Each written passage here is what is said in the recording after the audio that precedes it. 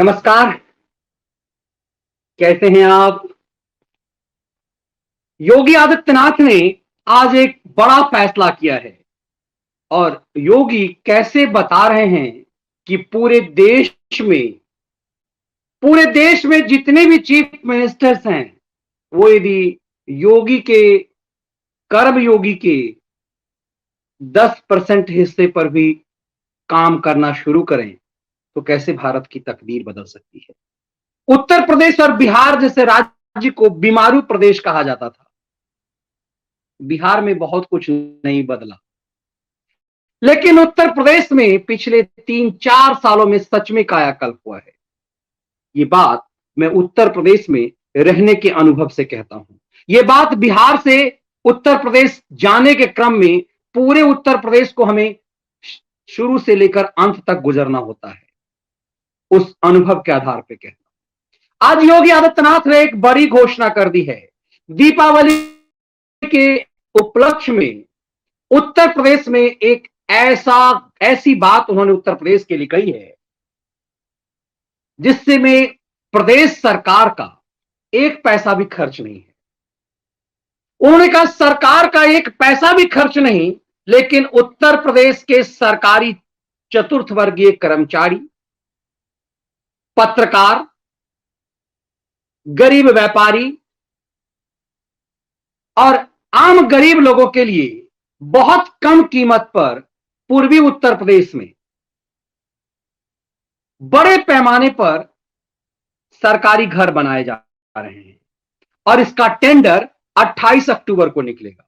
मतलब दीपावली से पहले जो अयोध्या में दीपोत्सव मनाया जा रहा है, बनारस, गाजीपुर, इन सब इलाकों में बड़े पैमाने पर यह काम होगा।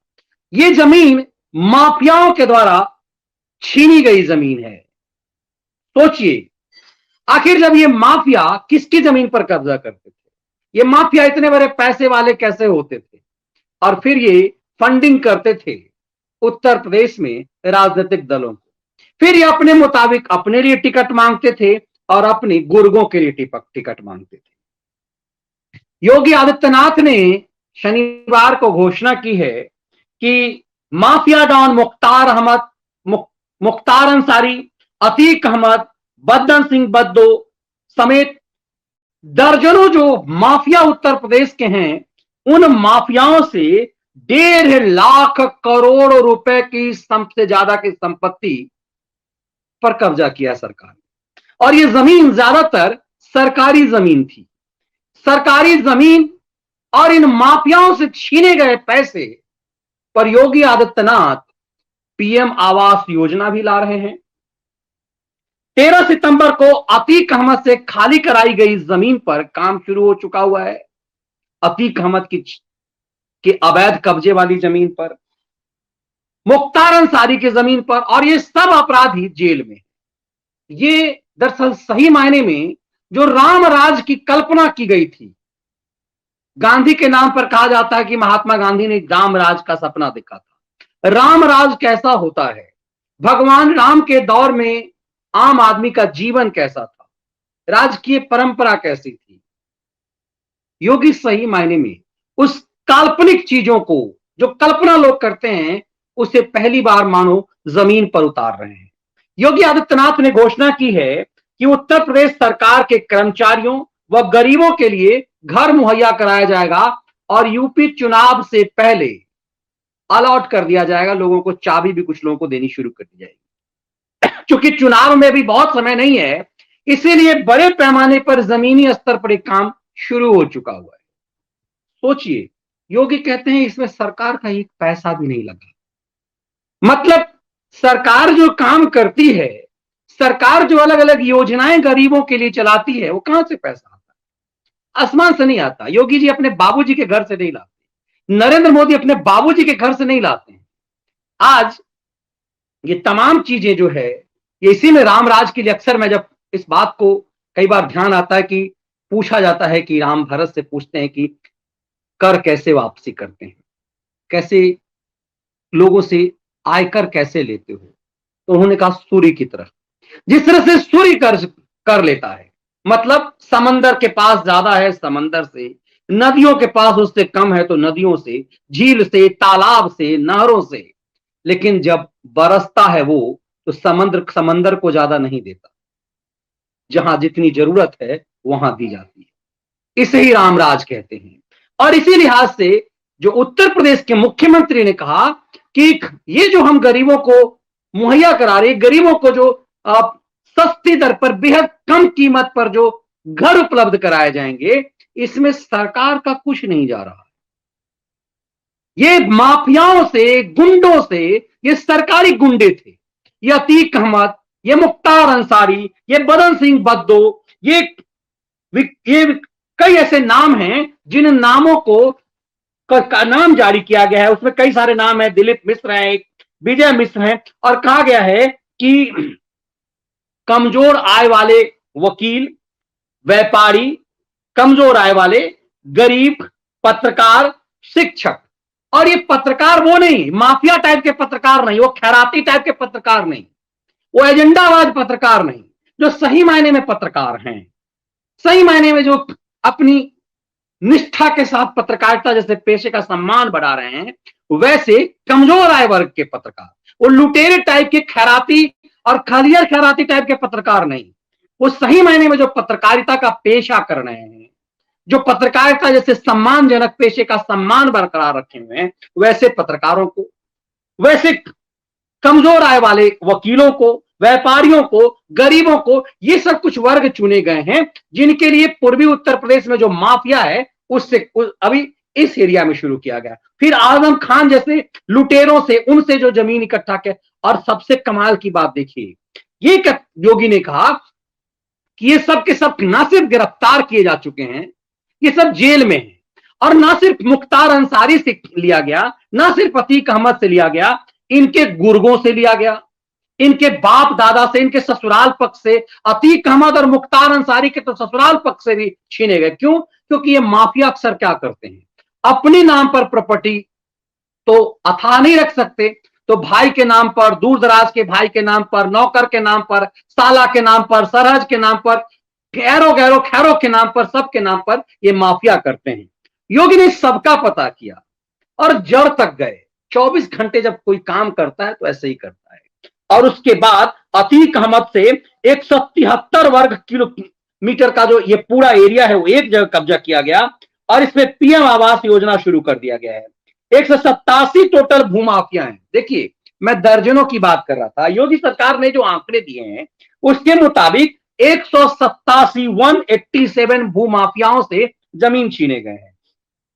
और ये 2464 अतिक्रमण, ये तो भूमाफिया हो गए। भूमाफिया अलग में छूट भैया जो अतिक्रमण करने वाले हैं। भूमाफिया कौन हो गया? अतीक अहमद, मुख्तार अंसारी, ये सब भूमाफिया हुआ बड़े लेवल का। लेकिन कुछ अतिक्रमण करने वाले चिरकुट टाइप के भी, छिछोरे टाइप के भी, कुछ छोटे शहरों में इस तरह के भी गुंडे होते हैं, जो चिरकुट टाइप के गुंडे जिन जो दारोगा से और इस तरह से सेटिंग करके करते हैं। वैसे 2464 अतिक्रमण करने वालों को 4407 एफआईआर दर्ज की करने की बात योगी ने खुद कही है और कहा है कि इन लोगों से जो संपत्ति छीनी गई है, इन्हीं संपत्ति से सरकार ये काम कर रही है। और योगी बेसिकली ये कहना चाह रहे थे कि उत्तर प्रदेश जैसे गरीब राज्य में, उत्तर प्रदेश जैसे गरीब राज्य में ये सब चीजें इसलिए संभव हो पा रहा है क्योंकि माफियाओं ने जो सरकारी संपत्ति पर कब्जा कर लिया है, उन माफिया, ये संपत्ति थी सरकार की ही, लेकिन माफियाओं के कब्जे में थी तो माफियाओं का था। और ये माफिया इन सरकारी संपत्ति को अवैध कब्जा करके उसके बाद ये फैला करके वहां पर बिल्डिंग खड़ा करके वहां पर अवैध धंधा शुरू करके इनके पास जो करोड़ों का साम्राज्य होता था वो पॉलिटिकल पार्टी को चंदा में देते थे, उसके बदले उन्हें टिकट मिलता था, फिर अपने गुर्गों को टिकट दिलवाते थे और फिर विधानसभा में प्रवेश करते थे, संसद में प्रवेश करते थे। फिर ये गुंडे, ये मवाली, ये माफिया आकर के कानून बनाते थे। तो हर क्षेत्र में यही हो गया, राजनीति में यही हो गया, पत्रकारिता में खैरात पर चलने वाले खैराती। अब देखिए कि कैसे नशेरी शाहरुख खान के बेटे के फेवर में कैसे ये सब अदालत लगाने वाले संपादक के बड़े बड़े ये नैतिक बने हुए लोग थे, ये कितने नीच किस्म के लोग हैं, ये मनी लॉन्ड्रिंग का चैनल चलाने वाला जो है, ये सब नैतिक पत्रकारिता में नैतिकता की बड़ी बड़ी बातें करने वाला, और सब के सब शाहरुख खान के नशेड़ी बेटे के लिए चाटने के लिए तैयार है। इन सब का अब इन सब को बेनकाब करने की जरूरत है, और इसे बार बार बताने की जरूरत है, बार बार बताने की जरूरत है, क्योंकि आप भूल जाएंगे। इसीलिए इनकी पहचान करने की जरूरत है, और योगी ने इनकी ना सिर्फ पहचान की, दरअसल इनकी प्रॉपर्टी छीन करके, बुलडोजर से इनके घरों को उड़ा करके, इनके अवैध संपत्ति को बर्बाद करके, इन्हें जेल भेज करके, सबसे पहले देखिए योगी ने क्रमवार रूप से काम किया। अब कौन ऐसा होगा जो अतीक अहमद के घर को नीलाम किया जाएगा तो खरीदा जाएगा? कौन ऐसा होगा जो मुख्तार अंसारी की प्रॉपर्टी नीलाम होगी तो खरीदने जाएगा? मुश्किल है, क्योंकि अब तो ये कि मुख्तार अंसारी, आज मैं रिपोर्ट पढ़ रहा था, मुख्तार अंसारी के खिलाफ गवाह नहीं मिल रहे हैं, तो गवाही देने के लिए तैयार नहीं है, क्योंकि सालों से जो भय है उस समय निकलना मुश्किल है, क्योंकि सत्ता के प्रभाव में ये लोग, ये मुख्तार अंसारी, ये अतीक अहमद, ये इस तरह के अब्बन गब्बन डब्बन टाइप के जो लोग थे, ये करते थे। अब इन लोगों पे एक क्रम लगा, ये रातों रात नहीं हुआ है। सबसे पहले बुलडोजर से इन्हें उड़ाया योगी ने, उसकी प्रॉपर्टी पर कब्जा किया, उन्हें जेल भेजा, पब्लिक के अंदर ये भरोसा डाला कि ये जेल में ही रहेंगे। अब जाकर के वहां सरकारी जमीन, उस सरकारी जमीन है उसका टेंडर निकाला जा रहा है, और सरकार ये आवंटित करेगी, ये मतलब नीलाम नहीं कर रही है किसी को, क्योंकि नीलामी होगी तो इन माफियाओं की प्रॉपर्टी को लेने की हिम्मत नहीं कर पाएगा, इसीलिए कोई इस तरह की नीलामी नहीं की, उन्हें बुलडोजर से पहले बर्बाद कर दिया गया। आप सोचिए, जो आलीशान घर बनाया था विकास दुबे, उसे बर्बाद कर दिया गया। जो आलीशान कोठी कई सारी मुख्तार थी, यदि उसे नीलाम किया जाता तो सरकार को ज्यादा फायदा होता, लेकिन सरकार ने सिर्फ अपना फायदा नहीं देखा, उन प्रॉपर्टी को नस्ते नाबूद कर दिया, बर्बाद कर दिया, ताकि कोई, चूंकि ऐसे भी कोई खरीदने नहीं जाता उसे, सरकारी दफ्तर बनाए जा सकते थे, कुछ ऐसा हो सकता था, उसे बर्बाद कर दिया गया। उसे बर्बाद करके उसके मलबों का इस्तेमाल करके यहां पर जो सरकारी प्रोजेक्ट बनाए जा रहे हैं, बिल्डरों को प्रोजेक्ट दिया जा रहा है, टेंडर निकाला जा रहा है, और 28 अक्टूबर से प्रक्रिया निरंतर शुरू होगी, और माना जा रहा है कि बहुत जल्दबाजी में ये काम किया जाएगा, और एक सामान्य आय वर्ग के लोगों के लिए तमाम चीजें उपलब्ध कराई जाएगी। ये सिर्फ योगी के कारण होगा, ये माफियाओं का दौर खत्म हो रहा है योगी के कारण। इसीलिए ये बार बार बताने की जरूरत इसलिए है ताकि कोई भ्रम फैला कर, जो मनी लॉन्ड्रिंग के चैनलों और इन सब लोगों ने जो एक भ्रम फैलाने की कोशिश की योगी के खिलाफ, आप देखेंगे सबने सिर्फ योगी, सबने सिर्फ योगी के खिलाफ चलाया, ये माफियाओं को खत्म करने के लिए ये कैसे था। अब आज देखिए कि योगी कर क्या रहे हैं, आपको आश्चर्य लगेगा कि आज सोशल मीडिया पर एक चीजें जो वायरल हो रही हुई, जो मेरी नजर पे गई, मुझे लगता है कि आप तक पहुंची नहीं होगी, इसीलिए मैं इसे बताना चाह रहा हूं। जरा आप देखेंगे, एक तस्वीर चीजें आई हैं, एक अदनान खान नामक का एक चिरकुट लफंदर था। अब इन लफंदरों के लिए पहले कैजुअली ये इंतजार कर रहा था कि मुल्ला मुलायम का बेटा आएगा अखिलेश यादव, तो फिर अपनी सरकार आएगी, और अपनी सरकार आएगी तो क्या होगा। देखिए, मैं जब आपसे एक तस्वीर में आपको शेयर कर रहा हूं, साझा कर रहा हूं, ये सोशल मीडिया पर एक ट्वीट आई, और इस तस्वीर में जो है, ये देखिए, ये आपकी स्क्रीन पर दिख रहा होगा, ये अदान खान नामक एक चिरकुट है। ये ऐसे चिरकुट उत्तर प्रदेश में हजारों की संख्या में, ये छोटे मोटे नहीं, ये समाजवादी पार्टी का गुंडा था, ये जय समाजवाद, जय अखिलेश यादव जिंदाबाद, 22 किल मुलायम सिंह जिंदाबाद, और किस आधार पे?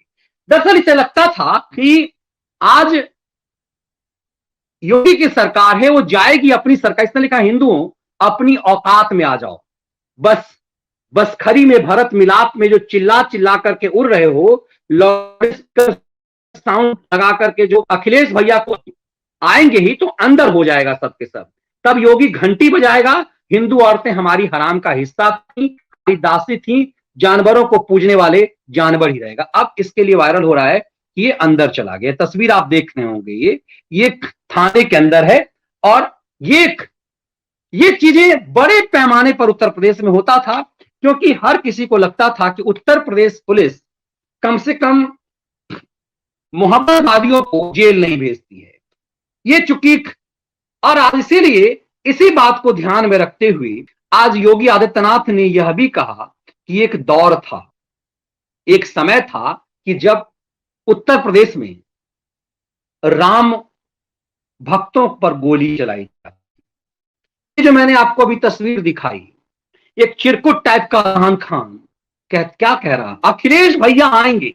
मतलब अखिलेश को क्या समझ रहा है, और वो अखिलेश उसका वो पूरी तरह से आज के त्रिपुंड लगा करके घूम रहा है। और उसके अनुयायी जो हैं वो कह रहे हैं कि योगी जाएगा तो अखिलेश भैया आएंगे, फिर सबको औकात बताएंगे, योगी घंटी बजाएगा और तुम सबके जो पत्नी महिलाएं हैं वो हरम की चीज होगी हमारे लिए। ये उत्तर प्रदेश में कहने की हिम्मत सोशल मीडिया पर कौन कर रहा है?